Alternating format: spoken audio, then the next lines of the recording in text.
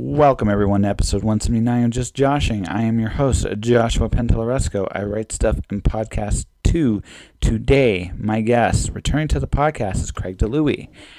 Before we get to Craig, I want to mention his daughter, Mieka, who also was a guest on the podcast.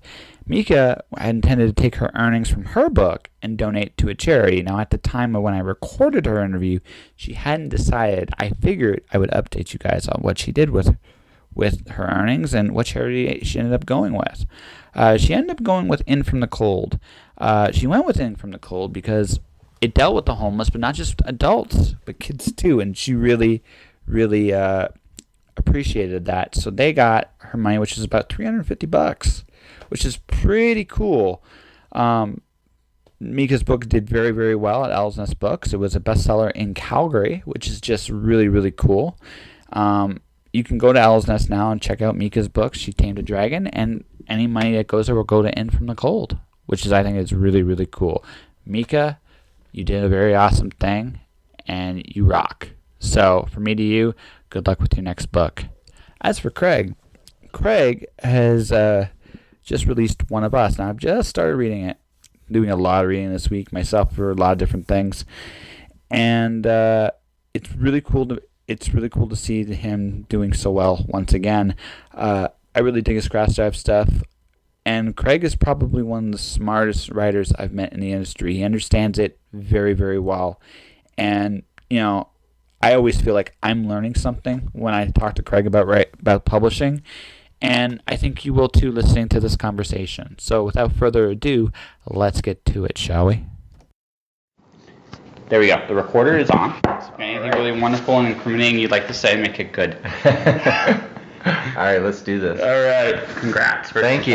So, you never planned to get back. Like, you were really happy with doing Crash Dive and your submarine series. Right. And so how did you end up getting back into, like, the Big Five? I wrote this book on a lark. I had been with Big Five after my small press stuff. My small press stuff was the zombie stuff.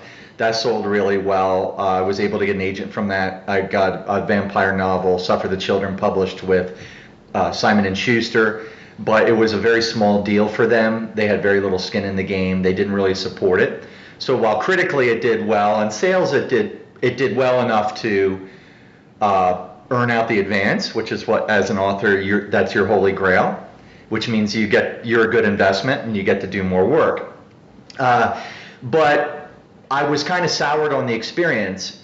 As good as it was, it had these trade-offs. And I had a notion to do some self-publishing, which I ended up doing with the Crash Dive series, which I'm finishing up this year. It was a really fun journey. These are short, 40,000-word, pulpy adventure stories, Horatio Hornblower on submarines. And it was really fun. It was... and it sold extremely well. So I was very happy doing that. And I could crank out a couple of those a year. But during that time, I'd always had this idea for One of Us. And back then it was called The Plague Generation. And I'd had this idea and started this idea of a Southern Gothic novel with monsters. And decided to start writing it, and it just rolled right out of me. I've never written a novel as fast as I did that one. With as few speed bumps creatively, and I couldn't have been happier with the result. After 6 weeks, I finished. I gave it to the agent.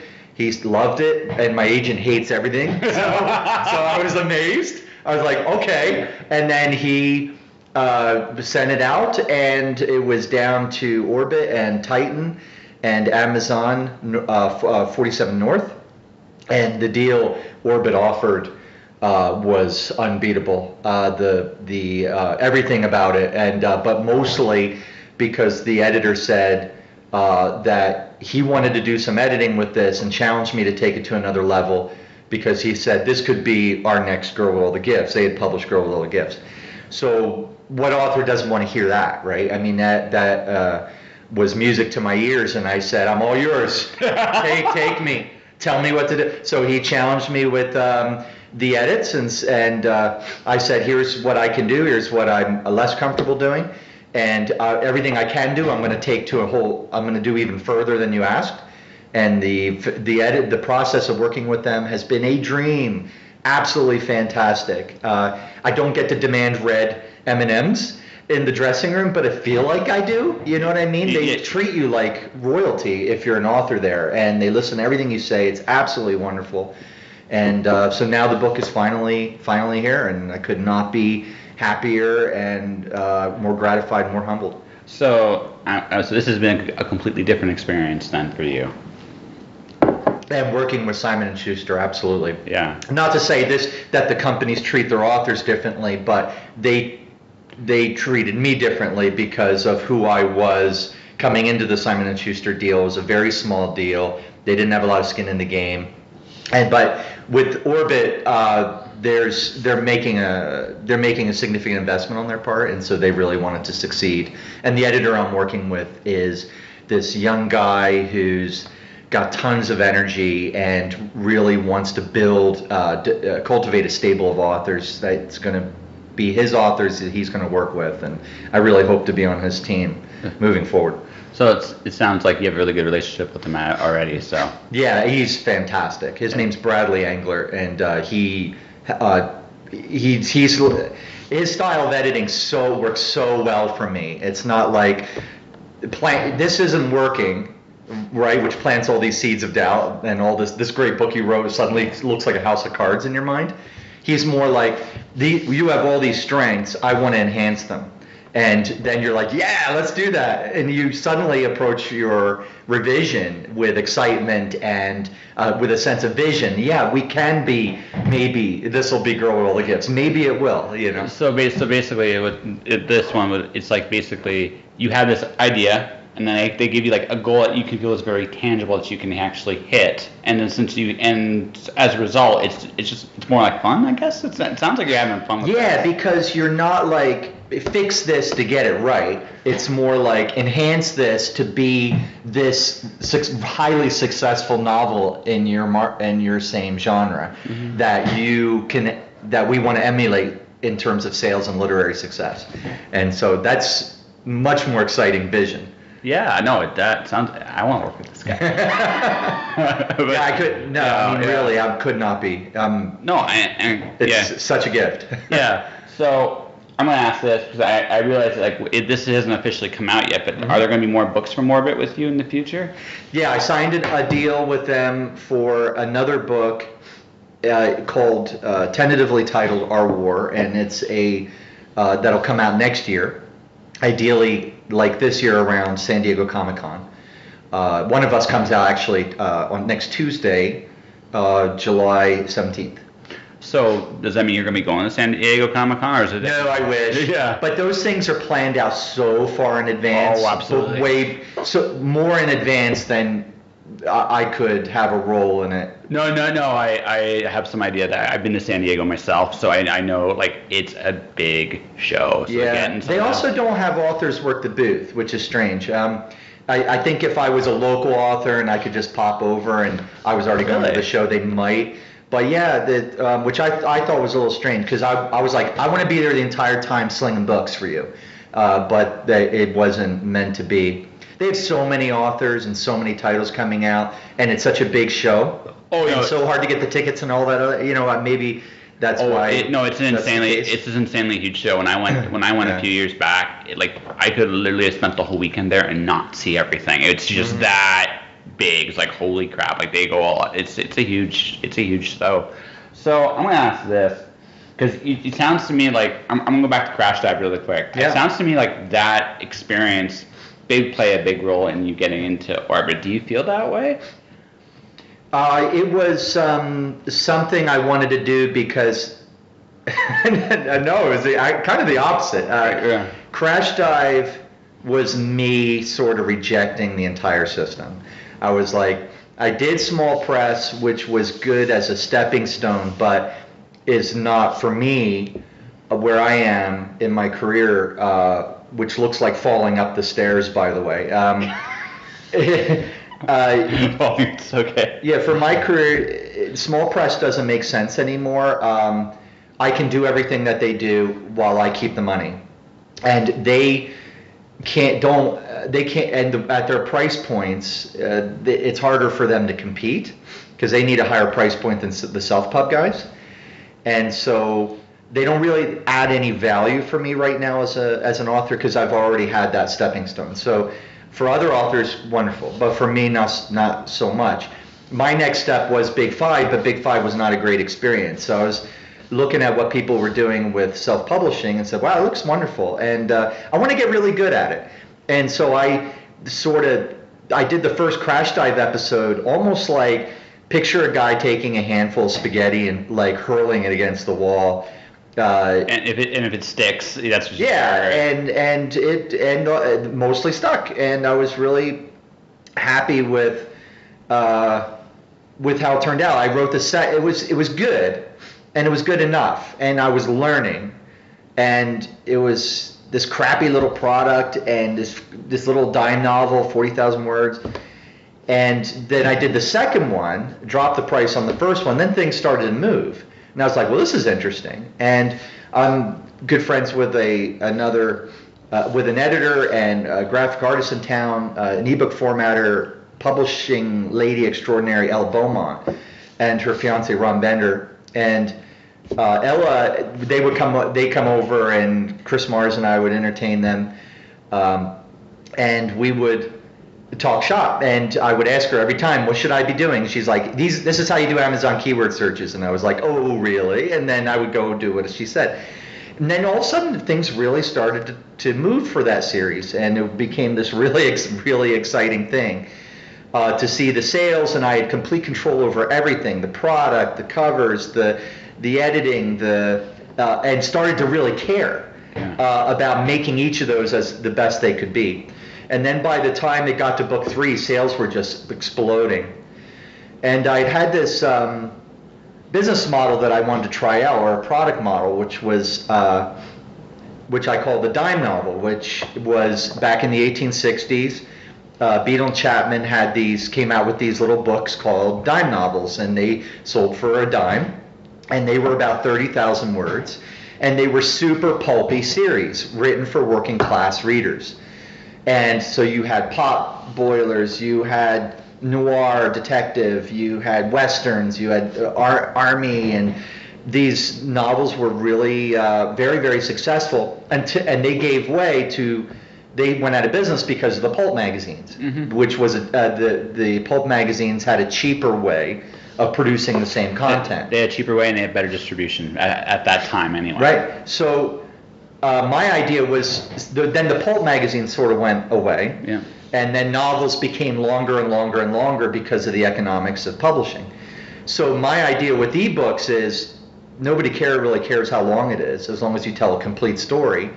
As an independent author, I need to produce as many books as I can a year, get as much product out there as possible of good quality. And so I thought, why am I writing a 100,000 word book and selling it for $3? So I'm going to write 40,000 word books in a series, make them really pulpy, sell them for $3 each, with a $1 book entry point, and just crank them out really quick and keep it moving. And that model worked out, was extremely successful. So that for 100,000 words, I was making $7 instead of $3, which is a huge difference at the end. Huge difference. Yeah, absolutely. And my labor, I think I'm worth that. You know what I mean? I think as authors, we had this race to the bottom with indie publishing, and we're worth more. Absolutely. Well, no. I actually, one of the biggest things, again, personal things with the teeth and other things, I realized is that like self-worth is probably the most important thing. You have to have your own idea of what you're worth, and you have to be willing to fight for what you're worth. Right. Because no one's going to do it for you, and especially I deal with a lot of authors when I interview them. They don't look at it quite that way yet. Well, a lot of authors, they're artists first and foremost, and they haven't stuck their feet into the business side yet. So they'll learn that. They'll start to talk that way once they get into it. You know, once they reach further publication. But so for me, what you say is absolutely right. You have to fight for what you're worth. But the reality is, if they don't know you, they think you're interesting, they might buy your book, but it's $4, and then another book they like is $3. They're going to buy. Well, well, again, you have to make yourself familiar. That's Right, but you need to sell books to do that. We like to talk about marketing for authors, but everybody's doing the same thing. We all have websites, we all have social media, we're all doing these basic things. And you can do direct target marketing, like buy newsletter ads and things like that to get people to buy your book. But the reality, the best way to get known and the best way to sell books is to write a good book, put it out there. But you want as many people buying it initially, and they are price sensitive. This is what is called in microeconomics an elastic market, meaning the lower you drop your price, the more people will buy. And there's a ceiling to that and a floor to that. The floor to that is I would caution authors, don't give your books away and don't sell them for $1 unless it's the first book in a series you're trying to hook people on. Mm-hmm. The reason why is there's another principle in microeconomics. I can't remember what it's called, but if you were a millionaire and I was going to sell you a yacht, would you want to buy the $100,000 yacht or the $1 million yacht? Initially, the $100,000 yacht. Right? Yeah, but you're a multimillionaire. Oh, yeah. But eventually, again, for ego purposes, eventually, like the million. Right? Yeah, because you can afford it, and you want the best quality. Yeah. So it's the same thing with books. If you're gonna, if the book gets too cheap, there becomes an inherent bias on the part of the reader. Oh, absolutely. Now there's a market there. Some people are like, I only buy $1 books and I find gems, and a lot of duds, but I find some gems. Good for you. But the sweet spot in pricing seems to be $3. So where people say, I'm going to get a good value, I have an anticipation of good value, and I think this is fair, $3. And so if you're sort of stuck with it. Now you can go to $4 and on principle say that's where I'm at. You'll sell fewer books unless you become this runaway whatever. But you'll probably sell fewer books. So for me, the idea isn't so much to raise the price and fight with the reader that way. It's to have a product that's appropriate for the price level. So a 40,000 word book to me is approximately $1 per 10,000 words, which I think is absolutely a fair exchange of value between me and the customer. It's also more of an emphasis on quality over quantity, which is a really big thing too. Because again, looking at strictly today, I read things on my phone all the time. Now, if I am not that interested in what I'm reading, I got the option to play a game on the phone. And that's the other thing. That's a lot of things a lot of people don't realize. You're competing with games. You're competing with a lot of other things that are interactive. Well, that's the whole idea of a dime novel. Is you're slamming the reader with this pulpy, fun adventure. Exactly. And with it's easy to write in that it's shorter, but it's hard to write in that you're not filling pages ever. Every page has to move the story forward, and it has to be engaging. Yeah, it has to be engaging the whole way. And if it's not, then you screwed up somewhere. Right. I mean, and even worse is making this even more complicated is the Kindle Unlimited model. So if you're self-publishing and you want to be in the KDP program, which I would encourage the majority of self-published authors to do, rather than go cross-platform and be on Apple and be on for the Nook and all these Kobo, if you go cross-platform, that works, I think, for like certain markets, like romance authors and stuff. But for my genre, where I'm writing thrillers, it's not as good an idea. And I think it's better to go with KDP, go exclusively with Amazon.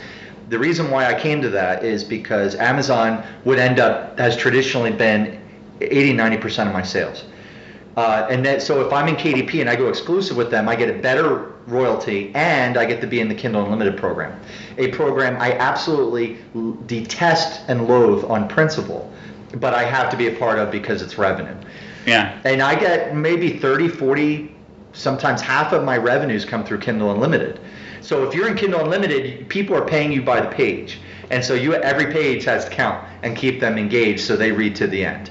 And the reason I'm going to tie this back into One of Us really quick, and the reason, like, again, we're going for more of an engaging 40,000 word. Like, One of Us is obviously a bigger book, right? But does some of those principles in terms of the engagement and stuff apply in there at all? Yeah, absolutely. I mean, anytime, it's just that self-publishing takes it to, Look, when you write a novel and you get it published by a big publisher and it ends up in bookstores, you're really concerned about beginnings, middles, and ends. And you want to deliver something good on every page that keeps people turning pages. You don't want people ever to give up on your book.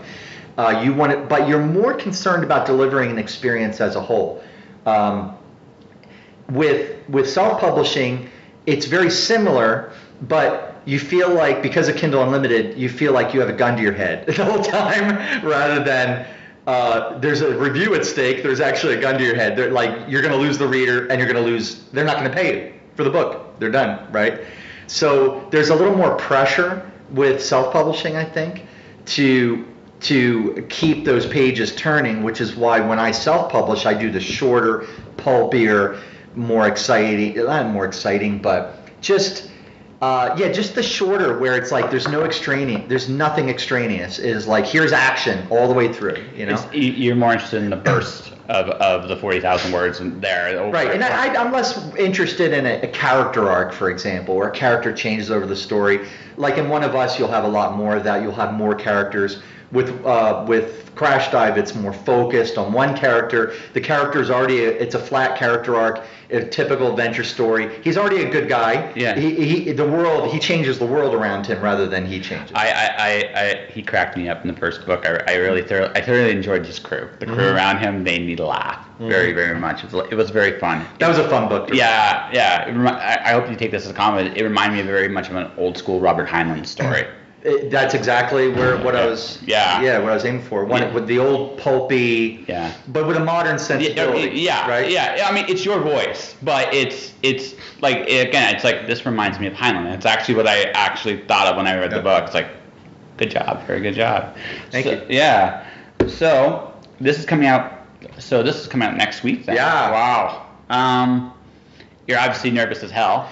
Yeah, some of the early reviews have been fantastic. The Washington Post covered it as one of three best science fiction novels coming out in July. Barnes and Noble, I listed it as in a top 10 science fiction novels coming out in July, and The Guardian, which is a very well respected newspaper in the UK, listed it as one of 3 books, and so. I could not be more excited about some of the press coverage it's been getting, and I just really hope that it sells, because if I want people to enjoy it, I think they will. And then for me as a career, this is over the past 10 years, I've seen a lifelong hobby become a second career for me, and I'd really like to keep doing it. So no, I get you. I think you've been working toward this for like probably far longer than 10 years. Since I wrote my first novel when I was 20, and I've been writing since I was 10. So yeah, it's a lifelong endeavor. Yeah. So I mean, the fact that you even got this far, I mean, like that's a huge accomplishment in and of itself. There's a lot of authors that never get the opportunity, and yeah, I that's why I call it falling up the stairs. I mean, I recognize a lot of authors, they get to a certain level and they're like, hey, just do what I did. It's like, well, what everybody does, it looks like falling up the stairs. Like, how do you imitate that? The only thing I can tell authors who are up and coming. I mean, we're all up and coming, but are up and coming at a different level. I would just say to them, keep doing what you're doing, which is to produce, work as hard as you can, and look for that. Be in as many places as you can, so you're at the right place at the right time, because there's a huge luck factor, and that's just how it is. Yep, luck factor. And one thing leads to another. It's good to have a plan, but the plan will always change based on where you actually find a success. So you're like, I'm going to do this and be this guy or this lady. And then suddenly it's like, well, wait a minute, this succeeded over here. So you end up doing that. And so that's where you just follow it up the stairs. That's what you do. I think I have an interesting final question for you. And this is this. So how much? I have a theory that what we write is we essentially tell our own stories just through our fiction. So how much of where you found yourself has just been how you have evolved and changed over the years personally? Right. I'm just kind of curious. Like you started off as a primary horror thriller, right? Then you went into pulp. Right, and you've done some other really cool things. Suffer Children's amazing, but what the heck am I trying to think? You and Johnson doing that poetry. Yeah. I really enjoyed that. Oh, good. But I mean, now you're at One of Us, which is what is it it's a thriller, but right. So, but this gets me back to actually I used to write science fiction, and the first books I got published back in the early '90s were sci-fi. So this is sort of me getting back to my roots and what I've always enjoyed doing, more on the dark science fiction fantasy side. It's categorized as science fiction. It could be considered dark fantasy. It might even be considered horror, although it's not drenched in horror. It has horror elements. Do you mind if I just describe the book? No, go ahead. This is interview, dude. Yeah, well, One of Us is it's a novel about a disease that produced a generation of that affected men and women and made them produce a generation of monsters. So these children were rejected by their parents and are now growing up, are teenagers in orphanages throughout the rural South. They're abused and rejected by the society that created them, and as they get older, they're starting to discover X-Men style that they're developing certain powers, extraordinary powers. So as they get older, they have to either find a way to fit into the society that rejected them, or fight for what's theirs. And so the novel ended up started as a misunderstood monster novel, and ended up becoming a much more ambitious examination of prejudice. And so for me, what an ideal way to tell the story was to mingle the Southern Gothic genre with dark fantasy, with a dark fantasy element. So Southern Gothic is a venerable American tradition with grit-lit authors like Cormac McCarthy. You've got Flannery O'Connor, Harper Lee. This book has even been described as To Kill a Mockingbird meets Girl with All the Gifts. Claire North, the author of 84K, said that. And so the Southern Gothic Convention was really fun to work with because you have these earthy characters, some of them even tropish, but they're larger than life. They stomp the earth, but they're these people who live in a small town. And then you have the monster kids. Some of the people in the town are, quote, normal, but they're more monstrous than the children actually are. And the children are more human than the quote, normals actually are. It is the clash of these worlds through prejudice that results in the conflict in the story. And the Southern Gothic was just a great way to tell it, because with Southern Gothic you have taboo, you have violence, it's dark, you have a society in decay, and you have the grotesque. So it was like this perfect fit to have Southern Gothic with these monster kids eventually rising up to get what's theirs. So it was really a fun book to write. The dialogue's really rich and filled with Southern witticisms that you just know have been passed down from generation to generation. And the atmosphere, the setting, the orphanage is a crumbling plantation house set in the woods. So it was just so much fun to write, and I hope it'll be as fun for people to read. Very cool. Well, normally when I end an interview, I would tell you to plug your book, but you've already done that. So how can people get a hold of you? People can go. They can find One of Us in any bookstore. It'll be in Chapters for your listeners in the United States. It'll be in Barnes and Noble and all the indie bookstores. So yeah, definitely. I hope you'll give it a shot. It's also available through all online retailers. And people who want to learn about my fiction generally can find me on Goodreads, Amazon, Twitter, Facebook, and so on. But my website is craigdilouie.com. So. And that was my conversation with Craig Dilouie. You should check out his books. One of Us is currently available everywhere. Wherever brick and mortar bookstores you go to, Chapters, Barnes and Noble, check it out there. Amazon, Kobo, you name it, it's there. Check it out, pick it up. It's really an amazing book so far. I'm not that far into it, but what I read is amazing. If you like other Craig's works, check out his Crash Dive series. Really, really good stuff. Before I wrap this episode up, I am also going to follow up with another previous guest, Zunli Al-Nahas. Gosh, I hope I got that last name right, so Lily don't beat me. She was a guest on my show. We were talking about her music and kind of her aspirations. Her album Lollipop is available, and she's just reshot her Lollipop music video. You can look it up. Look up Zuli Lollipop on YouTube. You will find it. It's on her channel. Definitely give it a comment if you really, really like it.